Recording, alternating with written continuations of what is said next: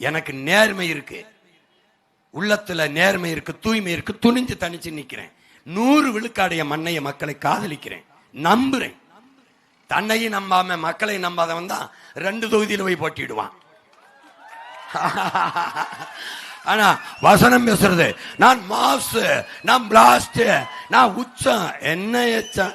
என்னடா பெரிய ஹீரோனா தனிச்சு நிக்கணும்டா, ஒரே தொகுதியில் நிக்கணும்டா, கான்பிடன்ட் வேணும்டா, நம்பிக்கையோடு இருங்க, நம்ம வெல்லுவோம் அப்படின்னு. உனக்கே நம்பிக்கை இல்லை, எதுக்கு 2 தொகுதியில் போய் நிக்கிற? டேய் 2 முறை நின்று தோத்துருக்கேன்டா நானு. ஆனாலும் 3வது முறை என் காரைக்குடியில் போய் தனிச்சு நிக்கிறேன் ஒரே இடத்துல. என் பிள்ளைகள்லாம் கூப்பிட்டான், திருவொற்றியூரில் நிற்போம், 2 போடுவோம் அப்படின்னு. என் கோட்பாட்டுக்கு எதிர். ஒருத்தன் ஒரு பதவியில் இருக்கும்போது இன்னொரு பதவி போட்டி போடுவது ஜனநாயக துரோகம், மக்கள் விரோதம். ஒருத்தன் ஒரே நேரத்தில் 2 தொகுதியில் போட்டி போடுவது மக்கள் விரோதம்.